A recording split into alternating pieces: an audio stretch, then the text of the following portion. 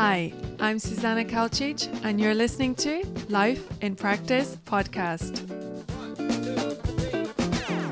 I'm curious about the big questions in life and how we can experience more meaning and fulfillment every day.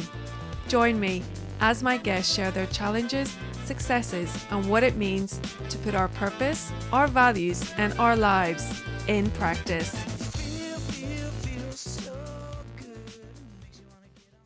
Hello and welcome to Life in Practice podcast. This is your host, Susanna, and today my guest is Christine Alaby. Christine is a confidence coach for young minds and positive parenting supporter who's passionate about nurturing the next generation of happy and confident children and happy parents. Welcome, Christine. Oh, thank you so much, Susie. I feel so honoured to be here on your podcast. Thanks. So, Christine and I connected over a shared passion and interest for personal development, spirituality, psychology, probably some more things. Like we both want to make a positive impact. We love sharing ideas, talking too much. Oh, yes, definitely. Yeah. So I want to start off, Christine. How did your journey into personal development start? Like how did you get into that? And also spirituality as well. I mean, would you say that the two are quite connected for you?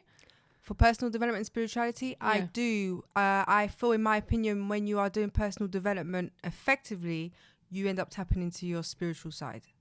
If you're doing it fearlessly, that's what happens. So definitely it intertwines. Eventually, even if you start with personal development in the beginning, you will eventually get to spirituality. It's like it's inevitable, but it's a beautiful, beautiful journey.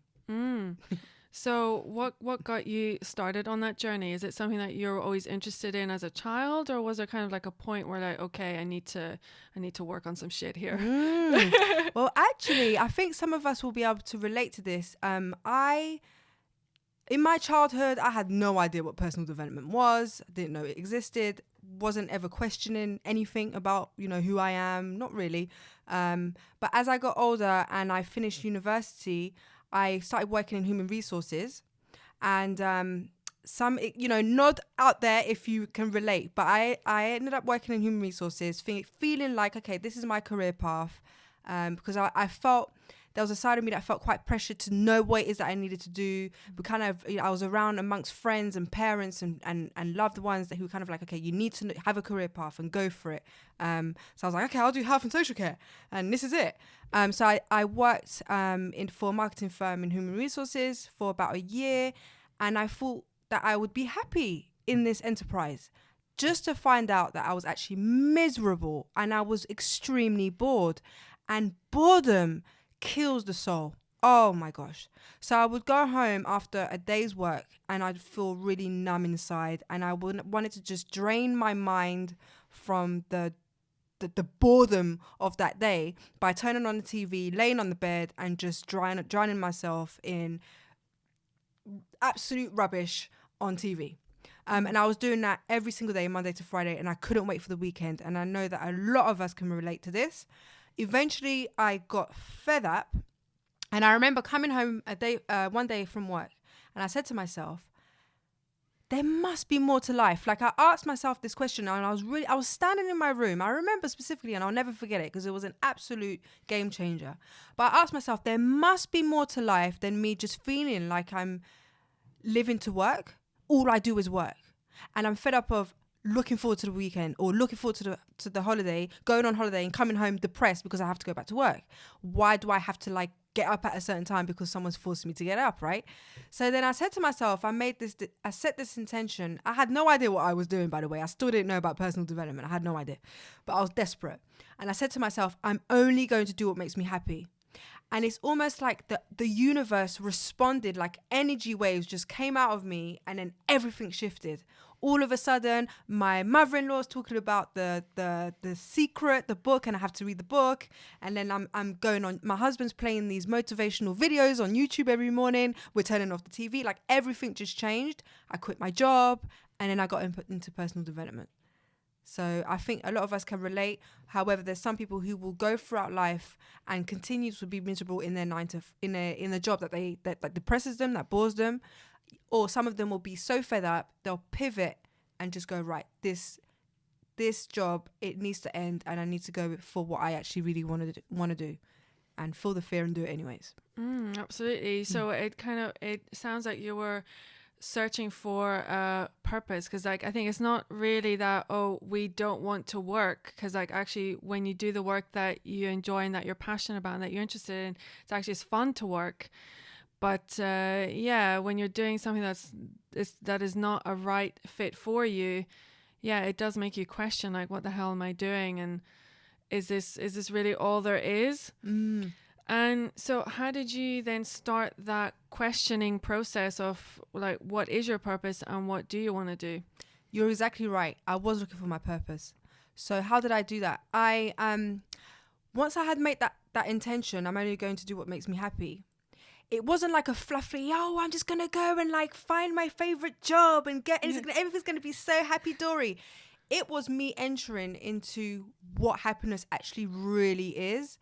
And happiness is very counterintuitive. So I ended up going soul searching. And honestly, it was like an unfolding. The universe was just giving me signs, and I was completely attracted to it. And I was like, I'll go for this, I'll go for that. And I was just willing to do anything within the realms of obviously making sure I'm not harming it myself or anyone else, right? But I was like, I'm going to do what it takes. If I need to work on my confidence, I started working on my confidence. I started working on my self-esteem. But then that's when I realized that I needed to work on my confidence and my self-esteem. I realized that when I was working in human resources, I was keeping myself safe in this netted job, doing only certain duties. And then I went from believing that I was quite a confident person to actually I have very minimal confidence and very low self-esteem. So then to answer your question, I found a life purpose course online by an online coach. He's not doing coaching anymore, but he's got an amazing YouTube platform called Leo, and his YouTube is called actualize.org. And I've been following him for years, and I did his life purpose course, and it was a completely life-changing experience. I got to discover what my core values are, because to answer your point as well, when you said it's not that we don't want to work. There's nothing wrong with working for someone. There's nothing wrong with doing a 9-to-5 if you enjoy it, if it's in alignment with your values and who you are. However, if it's not, you are going to experience unhappiness and boredom. And it may sound trivial, boredom, but it really can drain the soul if you don't do anything about it and become very depressing. Totally. So then that's when once I started working on my strengths and figuring out what it is what it means for me to live in integrity with my values, that's when everything changed, and my self-esteem naturally started to increase because I was more in alignment with my values. I was more aware of what my values were. I didn't even know values existed until I actually discovered personal development. Yeah, I really like how you said that your self-esteem raised when you were integrity with your values. Because what I find quite often in the personal development sphere, they often talk about developing confidence. It's more like you say to yourself, oh, I'm really good, I'm the greatest, I'm amazing, I'm awesome. And it's like, that's not really it. That's kind of, it's almost like a form of delusion, really. I think there's a difference between saying to yourself, I am a worthy human being, I'm worthy to try to do, like to aim for goals or certain dreams that I have. I'm worthy to put myself out there and aim for that. But there's a difference between telling yourself, oh, I'm amazing and I'm awesome, when it's not like, oh, you're not awesome, but it's, do you believe it is the question. Yeah, so, I mean, I think what I'm trying to say is that some people might think that that's what confidence is, like a false sense of just like saying to yourself, oh, I'm this amazing person, whenever you don't actually have the practices in place that demonstrate those qualities and that integrity of alignment of your values and how you behave. Exactly. And to further add to what you've said is that when we say these affirmations, I'm a confident person, I'm an awesome person, it, like you said, in other words that I will now add, it gives you a reason not to do the work. It gives you a reason to not actually dive in and go into your shadow self and go, right, what is actually going on? How is it that I'm sabotaging myself? So for myself, for example, when I started working on my self-esteem, I did affirmations, but I didn't just do affirmations. I worked on myself. I worked on how it is that I judge people, why I judge people, how I judge myself, my inner, you got like chatterbox, like what's going on there. I was observing my behaviors, working on adopting new rituals. You have to do the work, and it takes courage, but it also takes it's a beautiful journey because you experience so much more healing, and then the confidence and the self-esteem as a prerequisite just naturally by itself increases. Like, you don't need to force it if you do the work. But if we don't do the work and we just do those affirmations, there will be self-sabotage at some point. It won't last. It won't be sustainable because you haven't worked on the subconscious level. You have to go quite deep. Mm-hmm. Yeah, and I think you're the one who actually recommended the book, The 6 Pillars of Self-Esteem. You recommended that to me, and when I read that, I was like, yeah, that is so it. And it was actually one of the inspirations behind the name of this podcast, actually, because what I think is the author's Nathaniel Branden, I think. That's it. So what he talked about is self-esteem is not something that you just have. It's something that you practice. And I love that because because each of the 6 pillars was actually something that you need to consistently practice. So that's what really, I was like, yes, that makes so much sense. And it's obviously not just for self-esteem, but for anything that we do in life. If we're not consistently putting it into practice, it doesn't exist. Exactly. It's really important. And unfortunately, we don't get at the moment taught in school what it really means to have healthy self-esteem, to work on your confidence. So when we go through different experiences and trauma in childhood, there's no place or tools. We're not taught specific tools on how to deal with our emotions and what it means and how to deal with trauma and negative experiences and positive experiences. So we grow up as adults trying to manage our inner child that's trying to get itself heard. So it can be difficult to maneuver that. But that's when personal development can come in and help us to expand what's already there, because I am a believer that we already have our inner greatness within us. We don't need to be anyone else but ourselves, but we need to discover who this person is. Who are we outside of this ego? Who are we outside of fear? Who are we outside of low self-esteem, low self-confidence? If you can ask yourself that, you'll start to become that person, and you'll realize that you were always that person. So it's not about adding on personalities to yourself and characteristics. It's about actually peeling off the onions and the skin off the onions and actually realizing that you don't need these traits. You need your authenticity to come out, and you'll see that people will be drawn to you when you do that.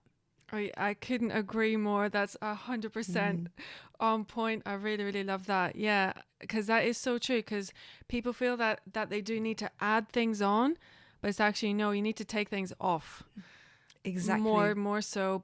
But although in saying that, it's so important to have a growth mindset, that you're constantly, well, I mean, sometimes people might see that, oh, you like, well, it can be interpreted that because you constantly need to grow and improve is that you will never be enough. Mm-hmm. So there is sometimes that it's important to make that distinction and have a conversation about that potential conflict or contradiction. Definitely. For me, I feel that I what's really important for me, what makes me feel alive. So you could, to help yourself answer that kind of concern, you could ask yourself, what does it mean for me to be alive? Like what's important for me? And for me personally, is to feel like I'm expanding, that my consciousness is expanding. So I use the word expanding interchangeably with growth, that I'm growing, but really I'm expanding myself. I'm expanding myself in terms of my self-love. I'm loving myself more. The more I can love myself more, the more I can love others, because you can only give what you have inside. If you don't love yourself as much, it's difficult to love someone else, right? So I expand that. I expand my strengths, and I just expand in my connection with others, with the universe, and that makes me feel alive. So then it doesn't feel like I'm not enough. It feels like, what else can I offer? Like, I'm discovering myself. I'm remembering who I am. It's just like a remembrance rather than I'm not enough, so therefore I need to go and become and become and become. Don't get me wrong. I get my days when I feel like I haven't been doing enough in terms of the work that I'm doing. But at the back of my mind, I know that I'm greater than what it is that I'm doing. And I'm on a bigger mission that's bigger than myself. And I feel like once you do that, once you ask yourself what makes me feel alive, you run with it. So if it makes you feel alive to go and dance and teach people how to dance, and that makes you feel alive, go and expand that area. If you love to do music, go and expand that area, and then you will expand. If you love to write, go and write more and expand that area, because if what we love, we grow. So I feel that will help you to avoid that pitfall of feeling like you're not enough, because the more you can focus on what you love, the more you'll be able to feel happier within yourself, growing confidence, growing self-esteem, and the money and the material stuff will come. But work from the reverse. Work from what it is that you enjoy doing. That's the most important thing. Totally. Yeah. I love that. And you talked about self-love and self-care. I think that's a really interesting topic for me, because what's the fine line between self-love and selfishness? Because self-love, I think, is such a commonly used term now that I think a lot of people can easily misinterpret that, or it can be used in ways that aren't maybe best intended. Definitely.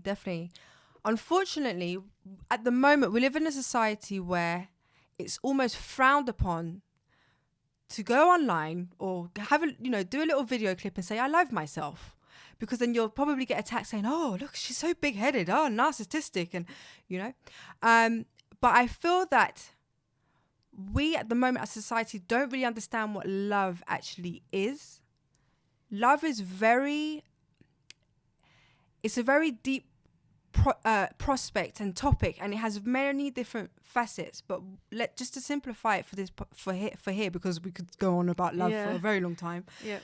What I mean by self-love is the way that I became more aware of self-love is to go inwards. So when you embark, and maybe some of us who are listening are already embarking on a soul searching journey, you will start to go inwards.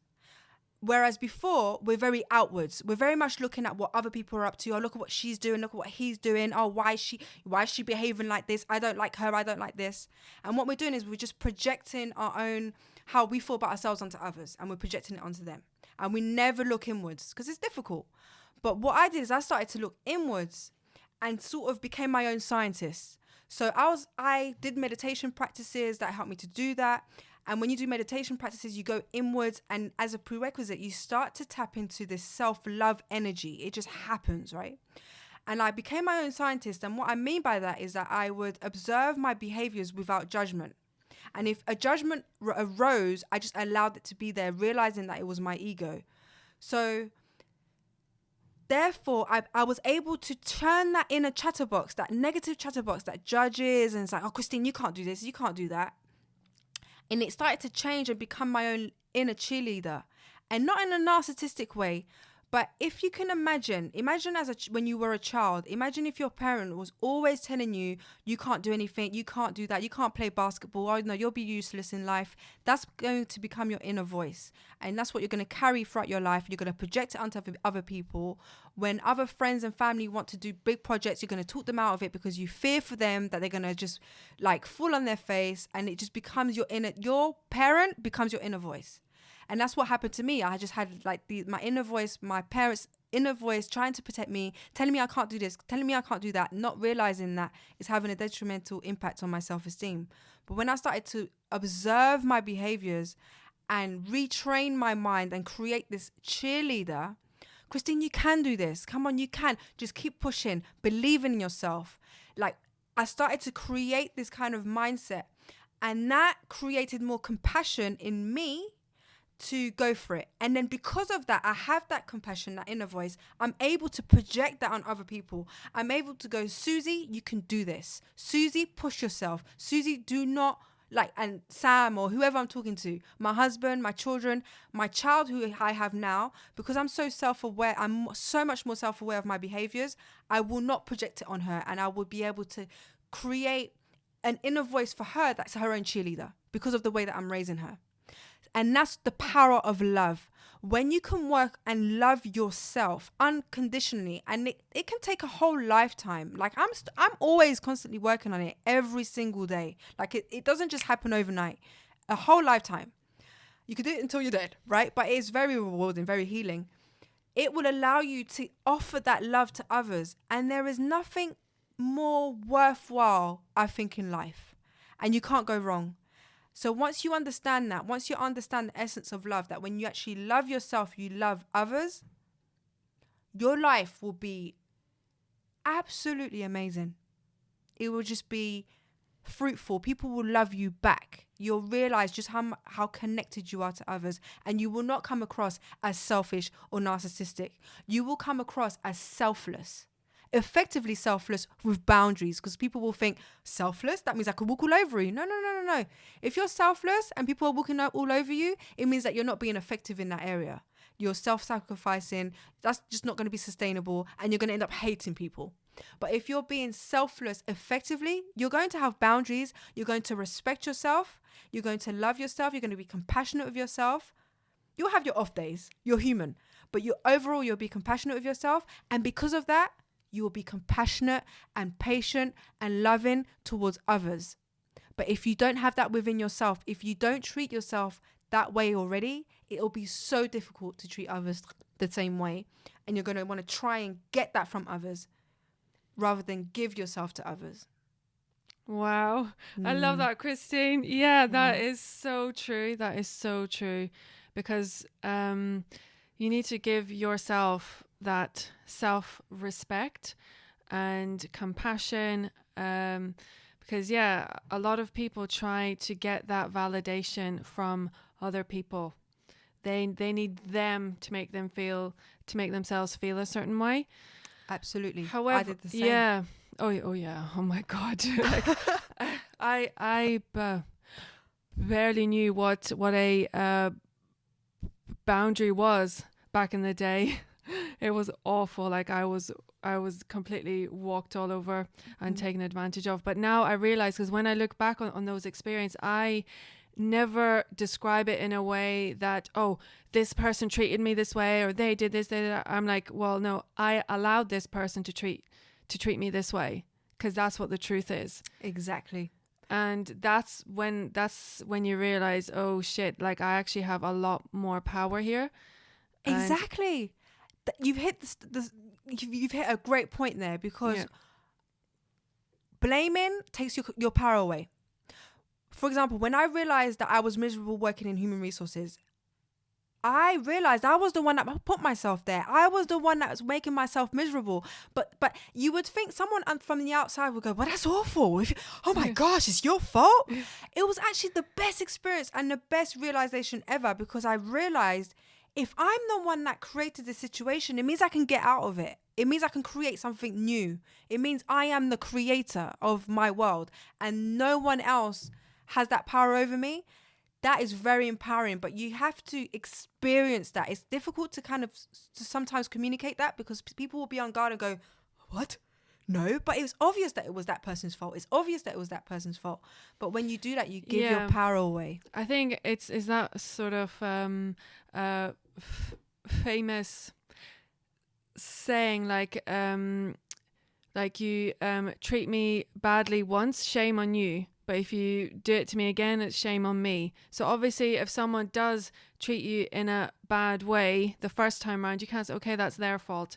But you're the one then, if this carries on, then it's on you. Like, you have to set the boundaries. You have to say, okay, you know, if you want to keep this connection with me, you know, you need to treat me with respect, with compassion. You need to demonstrate that you're a trustworthy person, or, you know, however it is that the mistreatment happened, like they have to demonstrate through their behavior. But it's up to you to set that boundary and make it clear to them what's expected. And because if that's not done, if you just kind of go in a huff, like, oh, you know, people don't understand what's going on. Exactly. And that's known as lack of communication. And I can give you a perfect example for that. Yeah.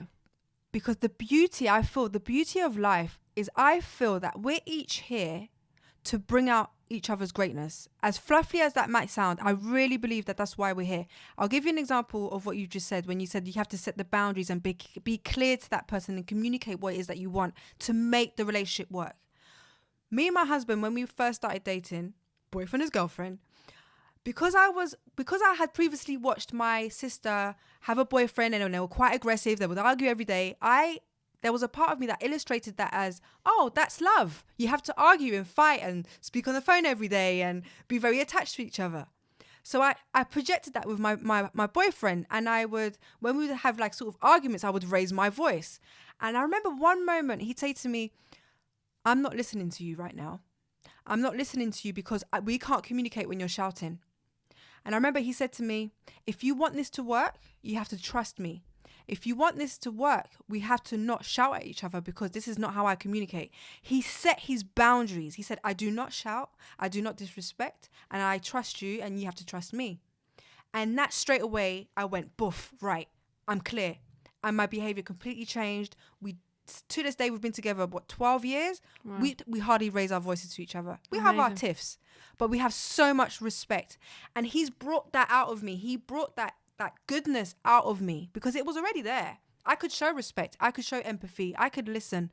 But I had this belief system that, oh no, you need to argue. You need to have fights. You need to do this.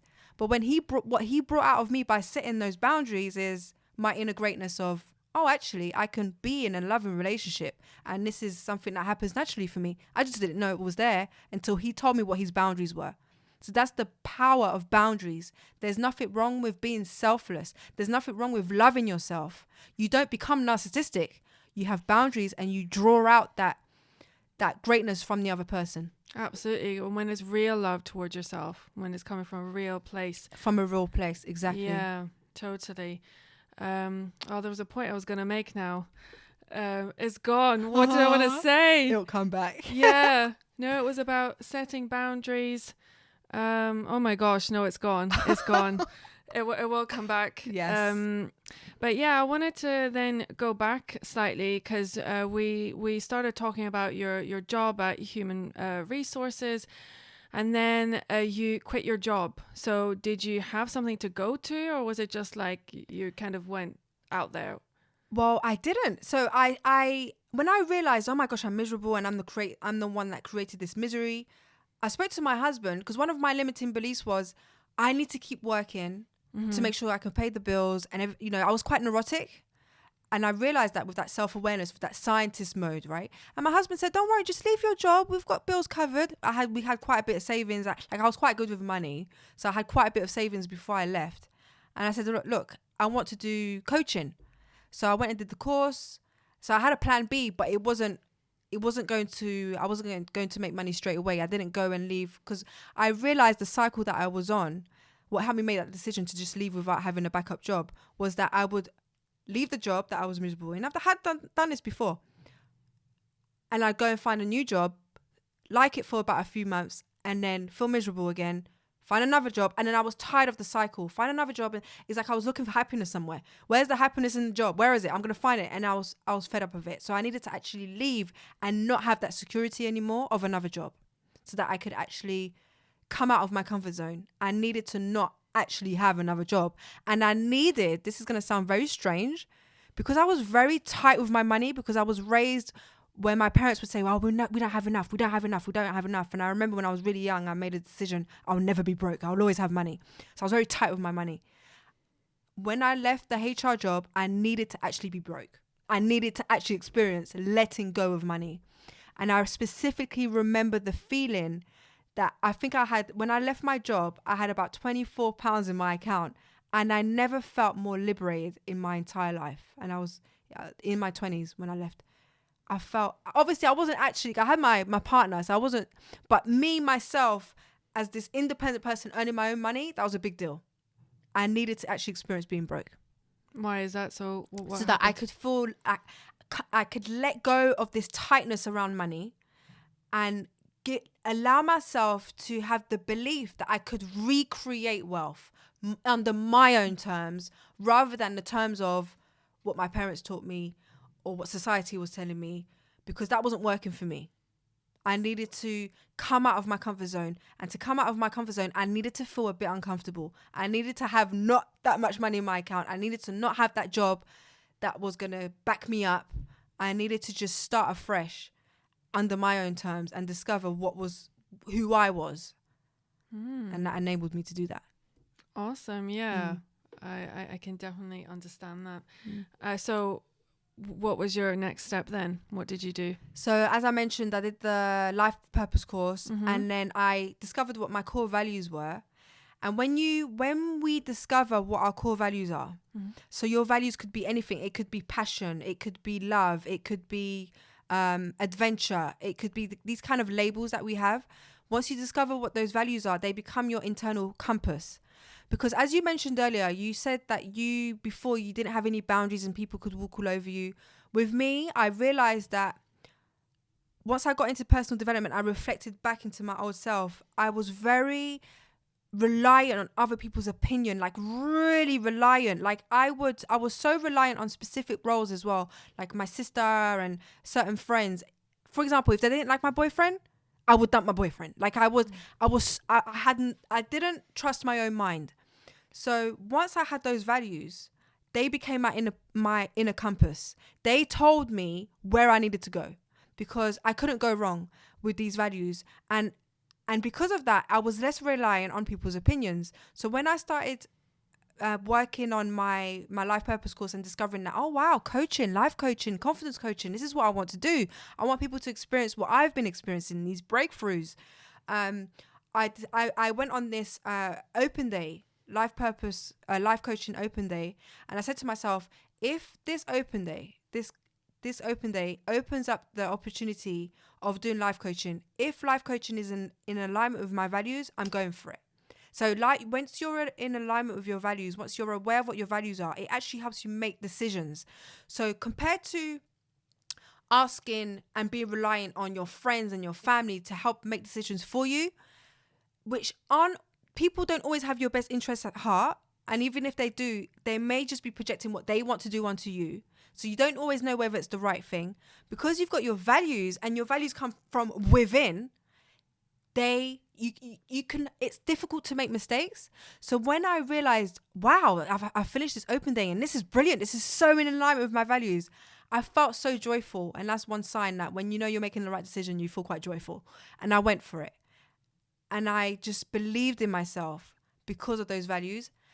And your values will change as you grow, as you expand yourself, as you go deeper into personal development. They will adapt and change. They've changed already for me. I reviewed them every year because we're very expansive as humans. So we're always changing, and you adapt yourself. So when you feel like you're not feeling very happy or something's not right, look at your values and realign yourself. And you'll become less reliant on opinions of others. And that's really important. You can respect people's opinions. You can take them on board. But don't let that be your rule of thumb. Just focus on your values and let your values be your compass in life. Well, yeah, definitely. But I think although to your point that you say that your values change, I'm not sure how if I fully agree with that, because I think for me, when I think of values, I also think of things like integrity, courage, honesty, love, compassion. I think those, at least those types of values from my perspective, would be something consistent. But the way I understand what you're saying is maybe things like, because like you say, your values have changed. So maybe when you're younger, you might value freedom more, but then as you get older, you have a child, you might value security more, something more stable. Is that kind of where you're going with that? Exactly. So, for example, when I first got into personal development, because it's funny how I noticed this after as I grew. But anyways, you kind of reflect on yourself and you see your evolution. But one of my top values was freedom. But if you can imagine, I went from feeling restricted and working in this human resources environment to I want freedom. So it was almost like rebellion, but I needed that value. That value of freedom was very inspiring. It allowed me to go out there and live a life more of freedom within my own terms. But now that freedom's changed into now self-expression.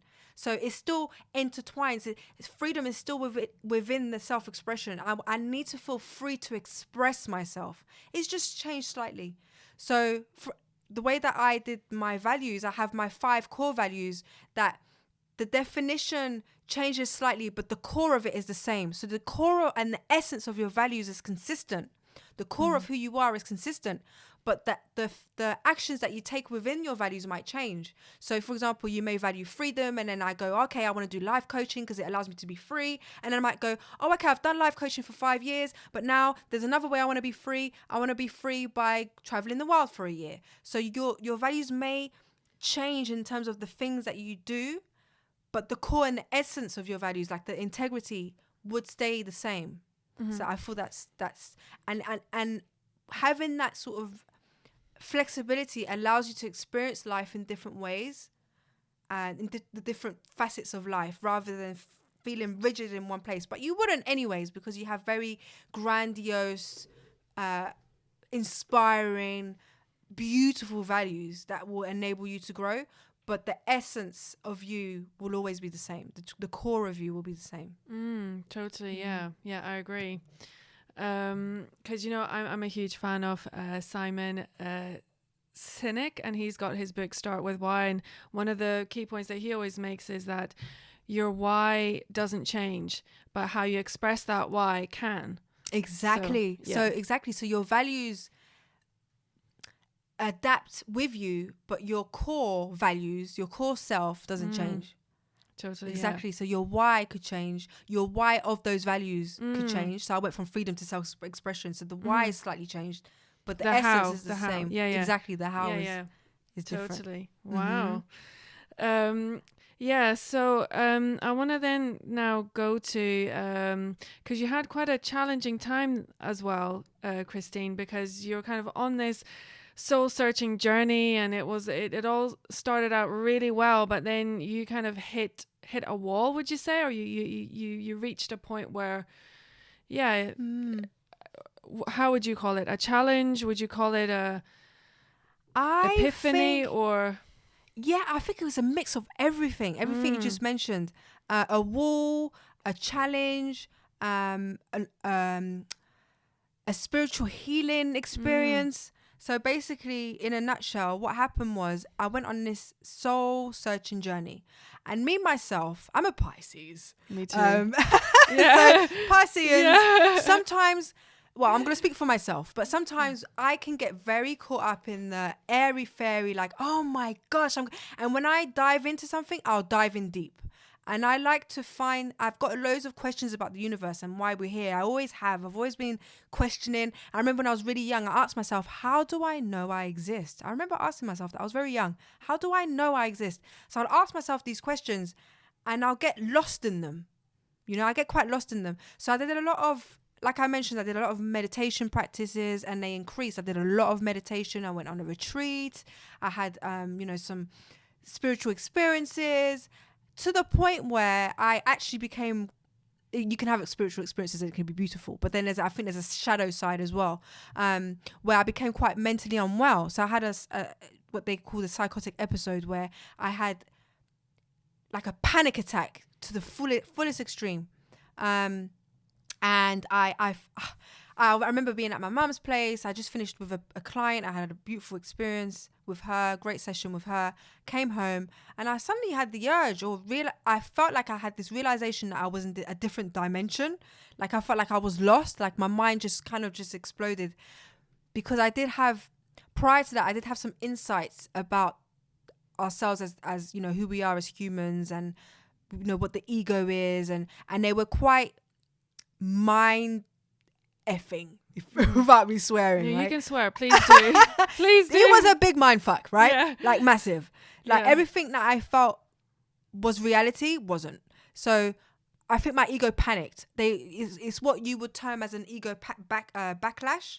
So it's almost like I was on, I don't know if some of our viewers may know this term, but it's almost like I had a psychedelic experience, but I had the shadow side of it without actually taking any psychedelics. I didn't take anything at that point. Still haven't yet.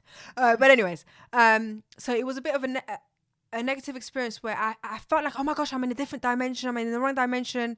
And my mum had a balcony on the first floor, and I jumped off the balcony, and then I called the ambulance. I was like, oh, I shouldn't be here.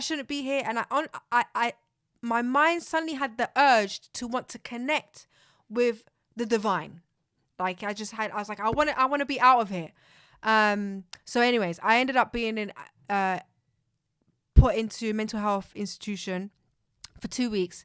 But the journey it sounds quite sad, but it was actually a beautiful journey, because what happened was, as I was in hospital, it's almost like members of my family's inner strength just came out of them, and my inner strength came out, the strength that I never knew I had. And what benefited me in that situation is that because I was already a coach, because I was already working on self-awareness and working on my personal development, I was able to be, if you could say, I had two faces in hospital. So I was unwell, but I was also self-aware, very self-aware that I was unwell. So it was almost like I was observing my behavior. So I was able to heal very quickly. Even though I plummeted so low, I was able to heal myself quite quickly. And my sister, she was studying astrology at that point. She had some friends that were doing astrology. They were able to come and visit me and kind of help me explore what was going on with me and why this was happening, and that it was part of my journey, part of my chart, that this is what I need to do to just work on my energies and ground myself again. They told me to keep meditating, journaling. So I was doing drawing and creativity. I was liaising and connecting with the other patients there, and I developed a lot of compassion for them. So it allowed me to dive in deeper into the essence of who I am and come out of it even stronger. And it helped me to understand what mental health is and what is actually really going on there, and what it is we can actually learn from patients. So it was quite a beautiful journey. It was a tough one, but I would do it again. If you would ask me, would you do that again? I would go through it again. Wow. Because sometimes we need to go through hardships to discover who we really are, to discover what our potential is. And that enabled me to do that. So I believe it wasn't by accident. It was all on purpose. So what are some of the key things that you learned then from that experience? Because you were saying that because you were able to be very self-aware throughout the process, like what kind of things were you observing, and what did you learn about mental health and about yourself, and how this whole thing happened? I learnt the importance of opening yourself up to work on yourself, work on the elements of yourself, ourselves, that we've decided to neglect. So when I was in hospital, I was encouraged and not forced, but I had that opportunity. There was no other way, but I had the opportunity to work on the aspects of myself that I had neglected. So the aspects of myself that I didn't like, that I didn't enjoy. I had some low self-esteem in terms of my body image. I had to work on that. And also just asking these existential questions of, what is the universe. Who are we? When I was liaising with patients, I would listen to them speak, and they would say things like, oh, time doesn't exist. Time is just something that we've created, that the mind's created. And that's actually something that I had learned in my personal development during my soul searching journey. You hear gurus saying these things, mystics saying these things, and I'm hearing this from a mentally ill person. And I was looking at them and I was like, wow, that's really that's amazing what you're saying. Whereas a doctor might think, oh, insane. But they actually have a point. They actually, there's wisdom coming out of that, of their mouths, and I was learning from them. So it just allowed me to have more compassion and more patience within myself as I was going through this journey. But in essence, it allowed me to realize that we are stronger than we realize. That the universe doesn't give us the hardships that we can never overcome. It always gives us what they know we can handle at that time. And now, because of that experience, I know I can go to the next level. I know that because I've conquered that experience of being ill mentally, I know that I can overcome that and go to the next level of my psyche and discover what else it is that I need to work on to become the best version of myself. That's what I've learned. It's just given me even more courage and patience. So what kind of things did you have to do to heal? Did you have to go on any medication, or did you have any like other practices or anything like that? What was the healing journey? So I remember when I first was institutionalized in a mental health hospital, I said to them, I do not want to be on medication. My mum had experienced depression for a good few years, and she's been on medication for a long time. And I didn't want that for myself. I didn't want to be on medication for the rest of my life. I knew that wasn't going to happen, but I needed to be adamant because they were very much enforcing this, medication. But I wanted to heal naturally. I wanted to find out what was actually going on. I didn't want to be drugged up. However, having said that, the medication, I did temporarily end up taking medication because I ended up pivoting. It got a bit very overwhelming. And I said, okay, look, we're going to give you this medication temporarily to help you to harmonize yourself. So that's where the beauty of medication is necessary, where it can help you to just ground yourself so that you can do the inner work. And that's what happened for me. And then what I did was I also continued to do my coaching. So I was coaching my clients whilst I was in hospital. That helped me to stay grounded. It was amazing. My sister encouraged me to wear black to help me because I need to focus on grounding myself, because I went from like wearing colorful colors and be very, my vibration was so high, and that's great. You could be in the high vibration, but if there's still a lot of dark, if there's still a lot of inner work you need to do, the new universe is going to drag you down. It's going to be like, no, you still got loads of work to do. So I needed to ground myself. So I was wearing dark colors like brown and black, and just to ground myself, I was reading my personal development books.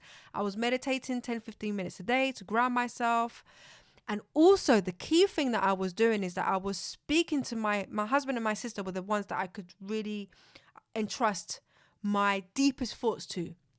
And I would literally tell them exactly what I was thinking in that moment. Because I feel that with mental health, when we're unwell, it's difficult to kind of cognitively understand what's going on and then express it out. So, but I feel that one of the best healing mechanisms when the person is ready is to speak out what they're thinking. And it takes work. But that's exactly what I knew I needed to do. So when they came to visit me, I would tell them exactly what I was thinking. It doesn't matter how irrational it was. Like I remember one moment we were all playing cards, and they were both of them were having a laugh. And I said to them, oh guys, can I just pause for a second? I just want to tell you right now that I'm thinking that you guys are going to leave me, and you're going to go and you're going to forget about me in hospital, and you're going to go get married, and you're going to forget about me. And I knew, remember I told you I had the scientist part of me and I had the irrational, unwell part of me? I knew it was really irrational, but I needed to express it because the power was so strong. And they grounded me again. They grounded me and they reassured me. And that grounded me back. It grounded me back. Every day. I would call my sister at 2:00 in the morning and tell her I'm not feeling grounded. And she would ground me again. I did that for 2 weeks, and then I was out of the hospital. Wow. Well, that's so great. And it just shows the importance of having the right support around you as well, and having people that you can trust. Because I'm sure some people who do find themselves in that kind of situation, maybe they don't have someone that will ground them or knows how to. So Exactly. My sister didn't even know she had that inner power. She was amazing, and I'm not even exaggerating. I remember there were times where she was literally reading my mind. It was mind-boggling. I would call her at 4 o'clock in the morning, 2 o'clock in the morning, and she would say things like, "Oh, are you experiencing anxiety or are you actually ungrounded?" And I was like, "Oh," and she would seep into my mind, and I'd say to her, because this is the kind of work she wanted to go into as well.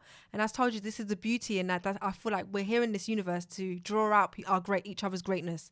And I was like, Christelle, you have such greatness inside of you. Like, this is amazing. Because of this experience that I'm having, it's coming out of you. Look at this. Because she had some low self-confidence as well. So it's beautiful that she was like, oh, wow, I didn't know I could coach like this. Wow, amazing. So what happened after then when you came out of the hospital? What was it like when you were back in, would you call it the real world? The real world, yeah. I came back out and I focused on just inner healing and taking it day by day. I went from like meditating 1 hour a day to just half an hour. I just slowed down. Slowed down. And because I realized that I was intertwining, there was an aspect of me that was intertwining personal development with neurosis. There was still a lot of, I was quite neurotic with personal development, because you can be neurotic with personal development. So I just slowed down. I think it's because I've heard you say it in a conversation before. I think maybe you took some of the things a little bit too literally, like because I think because you mentioned that you read The Secret, and some of the things that they say is that your thoughts become things. So you're almost like too afraid to think something. So, oh, I've had this thought. Oh, is it gonna? Exactly. So when I was having that panic attack and negative thoughts were coming in, I believed it would happen. And when we feed into negative thoughts, it just accelerates. And because of the level of, I'm going to say vibration, but because of the level of vibration I was in, I was already in a very negative state of mind. And because I was in a negative state of mind, the energy was very strong. The negative energy was very strong. So when a negative thought would come up, like, oh my gosh, if I carry on acting like this, my husband's going to leave me, I would believe that. And then that would feed in onto itself and then generate another negative thought. And that's the nature of panic attacks. It just feeds on itself and it becomes a vicious cycle, and then it impacts on your behaviors and the way that you show up. So I needed to just ground myself and get back to that equilibrium. Yeah. So then did your perspective or your approach to personal development change slightly then, or was it the kind of things that you were, because like with The Secret, I'm like I'm not sure, is that like real personal development, like if you know what I mean? It's kind of more like an idea or a theory, but I think like personal development books, like for example the one that you recommended to me about the 6 Pillars of Self-Esteem, or Stephen Covey's 7 Habits of Highly Effective People, I feel like those ones have a slightly different take on it. They're a lot more practical. They're a lot more I think practical is probably the best way to word. Does that make sense? What I'm saying? Does make sense. It does make sense. With The Secret, I feel it's a bit like airy fairy, and on one part it's like they're just saying stuff that people want to hear, like, oh, if you just sit there and visualize all this money, you're gonna be rich. You know, it's like, well, actually, no, you actually need to do the work. Exactly. And not just like work on yourself, but actual work. Exactly. Work too, but I feel the Secret, it tells part of the story. It's almost from my perspective, it allows people to find the positive in their situation and have a bit of a reassurance that things can be better, that they can get the control back. But it tells part of the story, and that can come across, because it's part of the story, it comes across as fluffy. So definitely I feel it taps into beingness, if you could say. So it says this is who you need to be. So be more abundant, think more abundant thoughts. And then from the beingness, you will behave and take the necessary action. But the action and the behavior is kind of missing in that book. if from that perspective. Yeah, So yeah. that's when you need to actually definitely do the work. But the more you can focus on the beingness of who you want to be, and the best way to do that, in my opinion, is to find out what your values are. Then you will start to become that person, and from that place of becoming and being that person, if you want to be more compassionate, if you want to be more outspoken, if you want to be more confident, you will start to take the necessary actions that matches that personality. If that makes sense. Absolutely. The action will come. Yeah, but of course, like the first thing which has to change is your thoughts and your beliefs that you are capable of doing that. Because if you don't believe that, you won't take the step necessarily. And from what you said from the beginning, to follow through with that, when you said, "Oh, it's not just as simple as going, oh, I'm awesome, I'm amazing." There's a spectrum.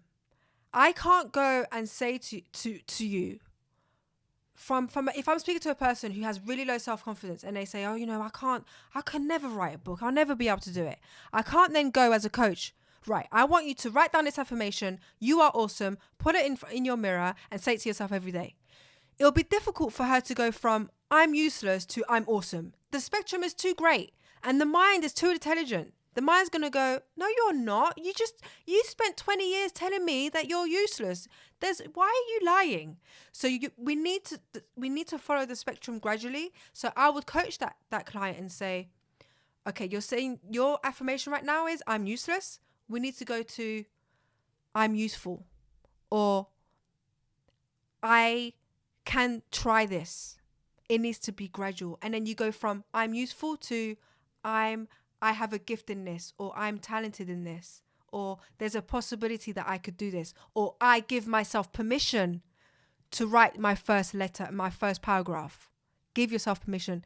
And then you gradually go up the spectrum to eventually go, "I am awesome." And then your mind will be in alignment with that. It takes a gradual process. Totally. And also I would say in that kind of example, that that particular clients, if they commit to writing something every day, they will feel, "Oh, hang on a minute, I'm doing all this writing," and they're learning from the work that they're doing, then yeah, they will believe in themselves because they're doing the work. Exactly. Rather than just saying something to themselves. Exactly. And that reminds me of a book called How Quantum Physicists Build New Beliefs. Amazing book. So How Quantum Physicists Build New Beliefs. And that book illustrates the whole importance of following the spectrum. So remember when I said how I went from high vibration, joy, love, I was like, "Oh my gosh, I can rule my world and I can help people," and whatever, and I pivoted down to the lower energy of fear, is because I went too high too quick and the mind couldn't take it. But in this How Quantum Physicists Build New Beliefs, he actually goes, start from where you are. So if you have a scarcity mindset, for example, start from I have no money to I have some money, and I have money, I'm excited about money. And you move gradually to the highest frequency, which is love. But you do it gradually. And then and you may feel like, "Oh, but that's going to take ages and nothing's going to happen." But actually, things do happen. You start attracting different people, different situations straight away as soon as you do that. Yeah, totally. And I think actually, from my perspective, slow and steady is the way to go, because that's when it will actually be sustainable. Exactly. And you'll be able to carry it through. I think it goes with anything. It could be when you're trying to change your diet, or you're trying to conquer something. Like for me, for example, like because you've been to Toastmasters as well, so because I have a stammer, and then for me to go, okay, I have a stammer, I'm too scared to speak in front of people, to like doing this massive speech, you just wouldn't do that. Yeah. So I kept going up, doing the small roles, just speaking a bit. Like at first I would just look down at the floor, but I just kept doing it. And then eventually, I did some great speeches, and it becomes natural for you, right? Totally. And then you're like, right, what next do I need to do to come out of my comfort zone? Yeah, exactly. But it's taking those small steps and pushing yourself that a bit more each time, because then that self-assurance or that confidence is strong and it's stable. It's not going from, oh shit, like I'm really scared, I can't do anything, to like bam, like putting you on stage in front of like 100 people. Exactly. And if something goes wrong, you'll never do it again, Yeah. right? It's like if you watch the way children grow, they don't go from being born to eating solids. Yeah. They don't go from being newborn to walking. It's a gradual process. You wouldn't go and teach your 2-year-old maths, algebra, before they're ready. You'd wait until they start secondary school, Yeah. primary school. And it never ends. It's always a gradual process. And that's how self-esteem works. It's gradual. Totally. The missing steps will just pivot you back. You'll just fall back and self-sabotage. But that self-sabotage needs to be minimized and it needs to dissipate through gradual growth. That's why for me, I will never stop expanding. I will never stop growing until the end of my days. And I love that. I love the idea of just continually growing, because I feel like we're all infinite beings, actually. Never ending. There's always new things to discover. And that's not a scary thing. That's an exciting thing. It means that you can explore the world. Just be an explorer. I love that. Yeah, totally. And I think just to really drive home that point of like putting in the consistent work and the gradual process, because what I've seen quite a lot with personal development sometimes is there is a branch of it, especially whenever people want to get rich quick kind of thing. They always want to sell you, and this is the hack or the 3 steps, or if you do this, then straight away you will get the result that you want. There's such an emphasis on this the speed.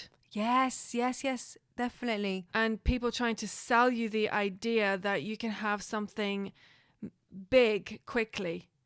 Definitely. Which I think is, obviously it does happen for some people, but that's rare, very rare. Like I don't believe in overnight success or anything like that. Like it took people like 10 years to build on something or to work a craft. And a lot of failings. Yeah. And then at maybe one point, someone saw them at the right time in the right place, which made it seem like it was like an overnight success, but they had done all the work prior to that to prepare them for that opportunity. And we don't see that. We don't see the struggle they went through before, because they weren't known. So you only go and see them and find them on Instagram when they've exploded, but you haven't seen what they've done to lead up to that. That's why I really love what you're saying. It's so true. Thank you. We are in a society at the moment where it's all about instant gratification. I feel we will outgrow it, but at the moment it is about get it quick and get it now. But I think some people are starting to realize when they do buy those programs and those courses, they realize actually it's not as simple as that. And, sometimes by nature, we could be quite lazy, but we've just got to overcome that laziness and just do the work. And what's beautiful is that I think the most important thing to overcome, because I know there's a lot of people who want to overcome this need for instant gratification. They want to overcome it. They don't want to have to feel like they need the success tomorrow. I've met people like that. Like, I want to overcome this. Like I'm so impatient. And the most important thing, the most important method, the best method to overcome that is to enjoy and trust the process. So you need to enjoy the process. Don't get me wrong. I make videos every week and there's tedious parts of it. There's bits where it's like frustrating, but in essence, I love it. I love creating content. I love the process. And when I see it, I'm like, wow. So it's just about enjoying the beauty of your work, and then you won't even see the time fly by. Instant gratification won't be a problem for you anymore, because the gratification, you get it from just doing the work itself for the sake of doing the work. Totally. I love that. Yeah. Because I think so many people, they see like either like someone who wins an award for something, or they're like rich, so they've got all the like material wealth. They kind of see, okay, that's the goal, rather than actually the work is the goal. Exactly. Because when we get those things, we then realize, oh, okay, we're excited for a little while. It's like getting a new car, and then you get bored of it, and then you want the next thing. But when you actually love your work, you love the process, you love getting up in the morning, you love writing the book or doing the video or doing your podcast, the joy, that feeling of joy and satisfaction just emanates through you, and then you don't feel like you need anything else. And then the success is a bonus.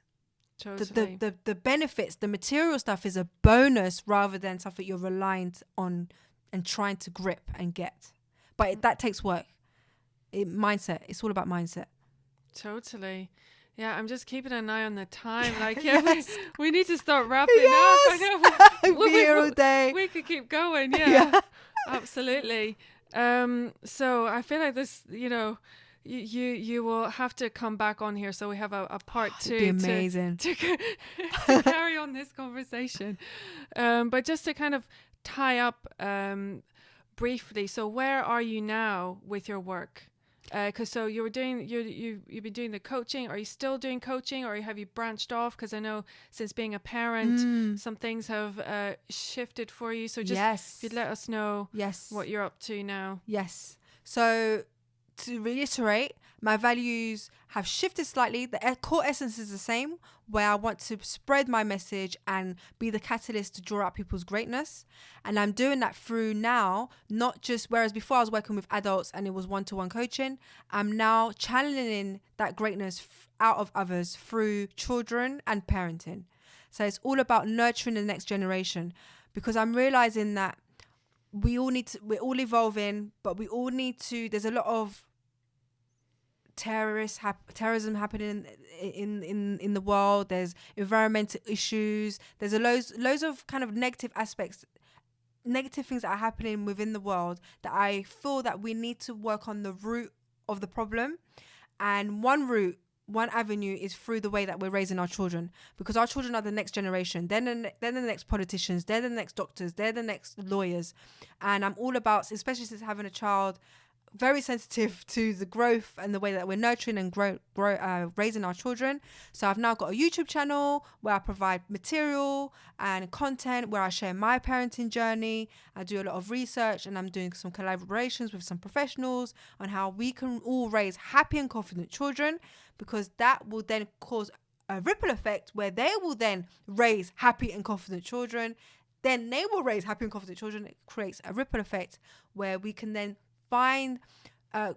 create, when children are happy and confident, they're more able to be innovative and find new ways of saving the environment, of saving the government, and making positive change. So that's the essence of where I'm doing my confidence coaching. So the channeling is different. The target market is different, but the coaching is pretty much the same. Wow, that sounds absolutely amazing, Christine. Thank you. I love it. Big project, but I'm excited. Yeah, amazing.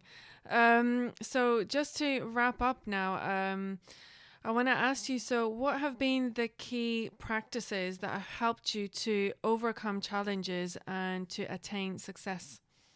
So the key one is my meditation practice that I would do. So right now, since having a child, I have to be more flexible, but I've been doing every night as a ritual, guided meditation for 10 minutes, and then my own silent meditation for 10 minutes. And that enables me to just keep working on my self-awareness. Self-awareness is powerful. Once you know and can understand yourself, you can work on what's limiting you and causing you to not create the life that you want. I've been working on my limiting belief through journaling, and I've also gotten into lucid dreaming. So maybe in a future episode we could talk about that. But I've been working on sort of connecting with my subconscious, connecting with my dreams. When you do lucid dreaming, it's basically about you realizing that you're dreaming whilst you're dreaming. And when you can do that, you can do things in the dream. Yeah, it's weird when that happens. I've had a few of those. It's so weird. Yeah, because you can kind of direct the dream. Exactly. And you can ask questions like, what should I do with my career, and things like that. You can actually communicate with your subconscious. Oh, so it can be very powerful. I haven't gone that far. I've only I usually I'm going to fly. Yeah. I'm going to have some fun, actually. Yeah, have some fun. Have some fun. Definitely have some fun. Yeah. And you can use it for healing work as well. So, wow. But in essence, if you want to that takes quite a bit of work, but Yeah. it can take quite a bit of work. For some people, lucid dreaming can be quite natural, but for me, it takes a bit of work. But in a simpler sense, meditation and just working on my self-awareness and self-love. So looking at myself in the mirror. So what I would do in the mirror, right? I would look after I've brushed my teeth or something. Just simple things, but very powerful when you do it continually. I blow myself a kiss. Mwah. Blow myself a kiss. Mwah. And that, some people feel, oh, that's so narcissistic. No, because it allows me to go and be loving to someone else. It allows me to be loving towards my child, patient towards my husband. I give that out because that's what I'm giving to myself. So I've been practicing more self-love, self-care, working on my diet, eating more healthy foods, just having more patience with myself. It's just those daily practices of meditation and blowing myself a kiss in front of the mirror every day and smiling. It sounds simple, but it's not always easy to do. But the more you do it, the more it has a positive impact on your behaviors. Beautiful. Yeah, I love that. And for the final question, what do you value most and how do you put it into practice? I value self-growth. I value self-growth, expansion. So I use that interchangeably. So I practice this through reading personal development books, listening to personal development audio books, and asking myself, how is this going to help me grow further? How is this going to help me expand further after I've read that book? How can I implement what it is that this book is trying to teach me? It doesn't matter if it's a small action that I do every day. It has to be something. How is this expanding me? Because like I said before, that's how I feel most alive. When I feel like I'm growing, I feel alive. So that's what's really important for me. I can't be doing something day in and day out as a job that's not in alignment with that. Everything has to be aligned with that. So I'm always asking myself, if I'm having a bad day, if I'm feeling low, where am I lacking in self-growth? Where am I lacking in self-love? And then get back to that and give myself that self-love so that I can take the right action rather than the neurotic action. Yeah, that sounds really good. I just want to dig just slightly deeper into the self-love because you mentioned that you like blow yourself a kiss, but what about in more practical terms? Like, what do you do? Because you mentioned about healthy food. Yes. Yes. Is there anything else that so we can be a bit clearer, more like what does it mean to practice self-love? Okay. Well, okay. So there's two things. One practical thing you could do as well, which is what I've been doing, especially if you are like me and you've had some negative experience of body image, like you're feeling a bit, you've had low self-esteem when it comes to body image, or you want to reconnect with your body, especially after having a child. So what I do when I can is after my shower, I'll get my lotion, I'll put a bit of nice relaxing music on, and I will just actually consciously put cream on. Because some of us, we put cream on quickly and then go about our day. But I would actually pause, even if it's just for 2 minutes, whilst my baby's running around, and I would just consciously put cream on and actually look at my body and just be in awe of it and be like, wow, this body is allowing me to be here right now and just enjoying it. So I would do that. And that really elevates you and makes you feel good. That's beautiful. Yeah, to really connect yourself to your own body, and it's like you said, to feel that gratitude of this amazing thing or this beautiful body. And the more you do that, the more you'll realize that it's beautiful. It is. You may face some resistance at first, but just allow yourself to just put some cream on consciously. Just be like, I'm putting cream on my arm right now. Just start off like that. And then gradually you'll actually look at your hands and go, wow, look at the distinction and the detail on my hands. Yeah, and just the fact that you have all these joints and you can, like, the way that you can move your body. Exactly. And it's so amazing having powerful. A body. It's powerful. And also another thing you could do is as you're going about your day to day, you could just stroke your hand. Stroke your hand, stroke your arm. Sometimes I give myself a hug. I go like this. If I'm feeling like agitated or that inner negative voice is coming in, I just give myself a hug, and it completely changes your physiology. It naturally brings out that oxytocin, that love hormone, and because of that you behave differently, because in essence we want to behave differently. We want to change our habits, But we feel that if I just do this thing, I'll be able to do it. But we don't realize that we need to do it from within. We need to start from within. So if you can release that positive energy within yourself, you'll naturally behave differently. It'll be hard for you to pick up that burger knowing that it's unhealthy after you've just gone, I love myself, I'm going to eat that salad.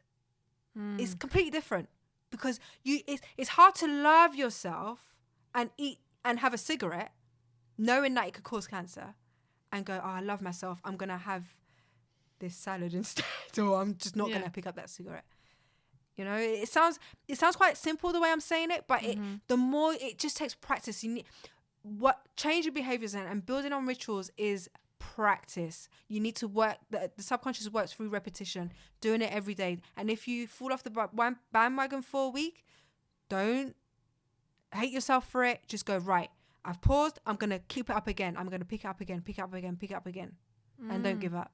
Yeah, totally. I think also, just to add, what came to me now was about when you make choices about what kind of things you will consume, or which type of people you will connect with, or what you will do. It's like, instead of saying something as good or bad necessarily, but it's like, is this life affirming or not? Perfect, beautiful, powerful, Susie. That's so much more powerful than that's good, that's bad. Because especially when it comes to food, like a certain type of food might be good for you, but it might not be. Exactly. So what to say? It might be good for you, but it might not be for me. Exactly. Which has happened to me with some foods. Like, for example, people say that avocados are like really healthy, but like I can't eat them because they give me really bad stomach pain. Yeah. Yeah. So like, that's not good for me. Exactly. That doesn't serve you. Yeah. And you know, when we say, oh, that's good for you, that's bad for me, and then you really want that burger and you're like, oh, it's really bad if I do that. When we're raised and being told, you're good, you're bad, that's good, that's bad, all the time, those labels, we want to rebel afterwards. So I'll go, I really want that burger. Oh, but I really shouldn't. It's bad. I won't have it. But the next day I'll go, because it's like a slap on the hand. That's bad. Yeah. Towards that burger, but really you're doing it towards yourself. So I'm going to have that burger tomorrow as a rebellion. But if I go, is this burger serving me? Is this burger allowing me to be my best self? How is this burger going to help me? It doesn't. Okay. It doesn't. And then you suddenly feel, rather than feeling restricted when you say that's bad, you feel like a sense of like relief, and you go, okay, this salad is going to serve me. This salad is going to give me energy. This salad is going to make me feel good. And then, however, if you do end up having that burger, you go, okay, I had that burger. Give yourself compassion for it, rather than reprimanding yourself and saying, oh, naughty. Because that's just going to make you feel bad. Again, it's going to make you rebel. It's going to create that vicious cycle. And then you wonder why people have this yo-yo effect of losing weight and gaining weight. So you want to give yourself compassion and go, look, I had that burger. Speak to your inner child like you would your own child. You would give them compassion and go, it's okay, honey, you had that burger, you know the consequences. All right, tomorrow you can have your salad and feel good about it. And you're more likely to have that salad because you've given yourself compassion, rather than reprimanded yourself and giving yourself this negative experience, because you will most likely go and have another burger again. Yeah. I like burgers now and again. So. Exactly. Yeah. Exactly. Yeah. But anyway, I think what I was going to say is that when you connect to what is truly life affirming, when you choose life affirming, whether it's foods or behaviors, they feel really good. Yes, definitely. And the more you tune into that, the more you realize, oh, actually, if I eat this or do this or behave in this way, it actually makes me feel bad. Exactly. So it's kind of, rather than saying like, oh, I should do this or I should do that, you just naturally let go of things that are not life affirming. Let go. Just let it go. Yeah. You just let it go. Not just like, oh no, it's not like a forced discipline, because that's coming from a different place. Exactly. It's neurotic, and neurosis is destroying. It's self-destroying. Yeah. So you want to come from a place of calm. You want to come from a place of reality. Is this serving me? Is this serving me and others? Or will it hurt me? Yeah. And again, it goes back to Simon Sinek. Start with why. Why are you wanting to eat healthier? Why are you wanting to have this business or this passion? It needs to inspire you, touch you, move you. Because if it doesn't, you'll easily pivot back to that negative roller coaster. Totally. And I think when you tune in and when you realize what is truly good for you, it's also for the greater good. Oh, I think yes. there's no difference. Exactly. Because if you're tuning into just, oh, what's good for me, then, that can have some very negative consequences as well. Yeah. Like if something's only good for you, but is bad either for another person or for the environment, eventually that's going to be bad for you. Exactly. It pivots back. Yeah. It pivots back. And when we say, so it's almost like when you're coming from a place of selfishness where because when we say it's good for me, you'll know it's, if you know, I know I keep using the word burger. There's nothing wrong with burgers, but I'll just say like a really greasy burger. You can use that. Smoking. Smoking we can agree across the board exactly. is bad for you. We know that smoking is bad for us. So you wouldn't really go, smoking is good for me. Or you'll go, for smoking is good for me because it calms me down. But in essence, it's not good for you. And it's not good for others. So it's going to destroy you at some point. Right? Totally. Whether mentally or physically. But when you know that something is good for you, like a capital G, I promise you it will be good for the whole population. And that proves that your core is great, that you are divine, that you are amazing. That proves that, because what is good for you, capital G, is really amazingly good for everyone around you. Simple example, because I'm eating healthier, even healthier, my husband's eating even healthier. It's, and I haven't really said anything to him. He's just buying different foods, healthier foods. We're quite healthy anyways, but we're just upping the ante, going to the next level, right? And it's just happening naturally. Because I'm thinking about what's good for me, but capital G, because I know it's good for my family. Otherwise, I can say I'm going to buy junk food, and everyone eats junk food around me. Because I don't care about you, because I don't care about myself. Totally. So it's that ripple effect. Absolutely. You can only lead by example. Exactly. No other way. Yeah, people don't want to be told what to do. Yeah. Wow, Christine, we could keep talking. Yeah, oh my gosh, I need to stop. I have to stop as well. But so where can we find you? Yes, so you can find me on Instagram under Christine Alaby, so Alaby, so Christine Alaby. And you can find me on YouTube under Christine Alaby as well, Alaby. And feel free to ask me any questions, follow me on there, and I will respond. And yes. Fantastic. I'll make sure to provide all of the links on there as well. Thank you so much, Christine. This has been amazing. I can't wait to have you back on. Yay, me too. Thank you so much. My pleasure. Thank you for having me. You're welcome. Thank you so much for listening. If you enjoyed this episode, please subscribe. And if you thought this was useful and you think someone else could benefit, please share with your friends. Until next time, talk to you soon.